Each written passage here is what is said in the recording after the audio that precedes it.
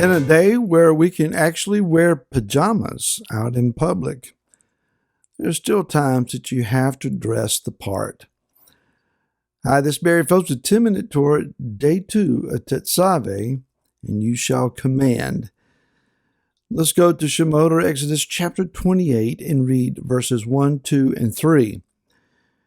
And you, again speaking to Moshe, you, Moshe, bring near Aaron your brother and his sons with him, from among the children of Israel, for serving as priests to me, Aaron, Nadab, Abihu, Eleazar, and Ithamar, the sons of Aaron. And you shall make set-apart garments for Aaron your brother, for esteem and comeliness.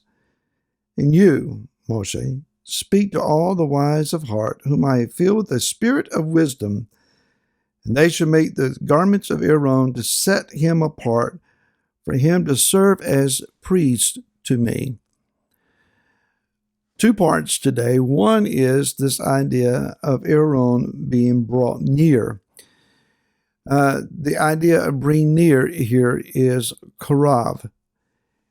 From the study book I have, the theological word book of the Old Testament, it says concerning this word that it denotes being or coming in the most near or intimate proximity of the object.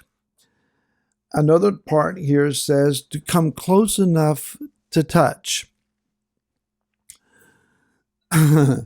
Aaron, if I'm reading this correctly, is not asked if he wants to be high priest. We don't read, Moshe go ask him if he's willing to take on this job. He was told, guess what, brother? You are the high priest. Yah says so. Step up to the plate.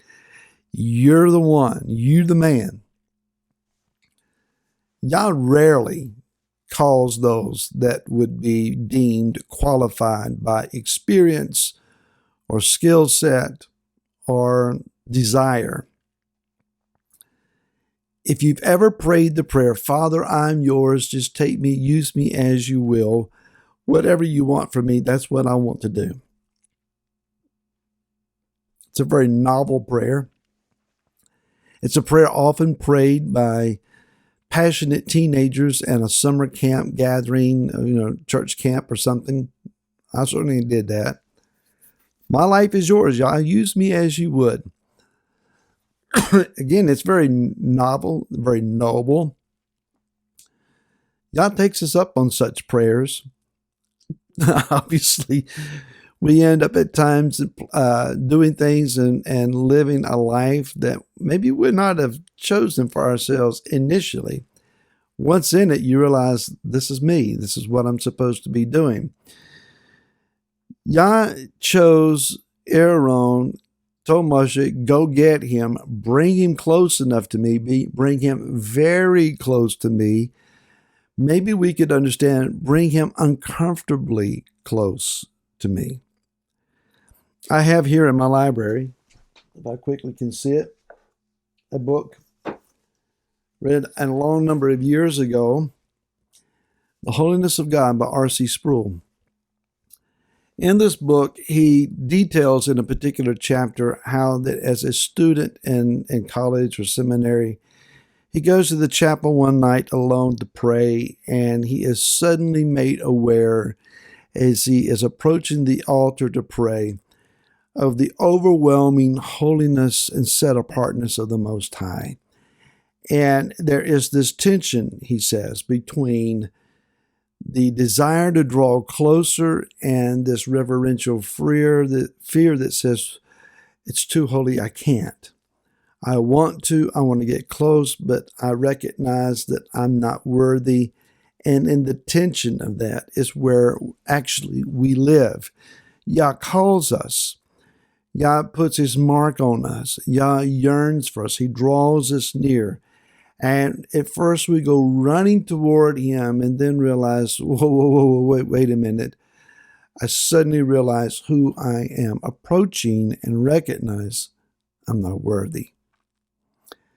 So Aaron and his 4 sons are chosen. Aaron the high priest, they the Kohanim, or the priests with him.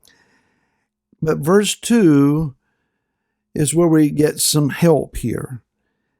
And that is that you shall make set-apart garments for Aaron your brother, for esteem and comeliness.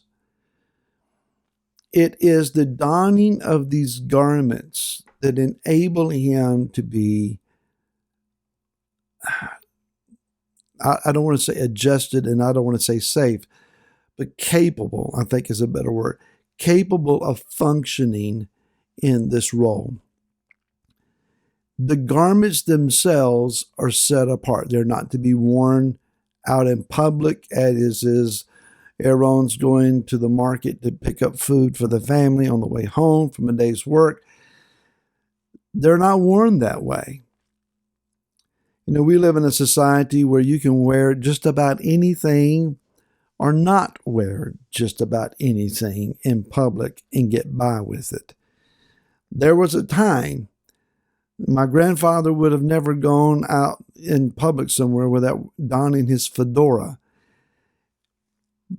Denim, bib overalls, flannel shirt, suit, coat, jacket, and a fedora along with his farm boots. But he had his hat on. That was just the way you did things. There was a time that if you went out, someone going on a trip, a plane ride, plane, train, some kind of long trip, you dressed up, suit and tie. Definitely you went to church or some religious gathering, suit and tie. Now we show up in t-shirts and shorts. Have we lost something here? Who is it that we're expecting to encounter? I'm not suggesting that we go back to the necktie days, but there is a need for an understanding that for the encounter that we're about to have, there has to be a situation of our heart where we prepare for the encounter. We're not just coming in grubby.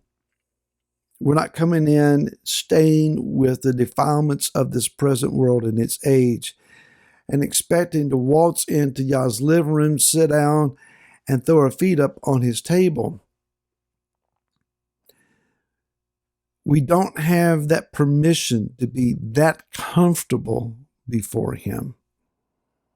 Yah is saying to me, respect me, honor me, esteem me, recognize who I am, have reverence before me, even a righteous fear of me. You're not permitted to come casually, lightly, flippantly into my presence and think nothing much about it. But learn to tremble before me. Learn to understand who I am and the authority that I have, which is all authority. It was the garments, and they were set apart garments. And it took those that were filled with the spirit of wisdom to bring them into existence. It was these garments that determined the capability of Aaron in the presence of the Most High. The word garments here is the word beged. If you want to transliterate B-E-G-E-D. And the word means treachery or deceit. Now, how does that fit? Garments disguise who we are. You can wear certain patterns on your body to disguise the body shape that you're not happy with. You can change your presentation. You can take someone uneducated, someone who doesn't know anything about society, put them in a suit and tie and set them out and for someone to look at, and they might immediately think that there's someone refined and polished until they speak with them. You just never know what's on the inside of the garments that you encounter. But when Aaron put these on, he knew who he was going to see. And he knew he was dressing up for the one who had beckoned him, come near to me. So let's disguise ourselves in righteousness. the manner of speaking. Let's cover ourselves in righteousness, that we may stand before him. And we'll see you again tomorrow. To then, shalom.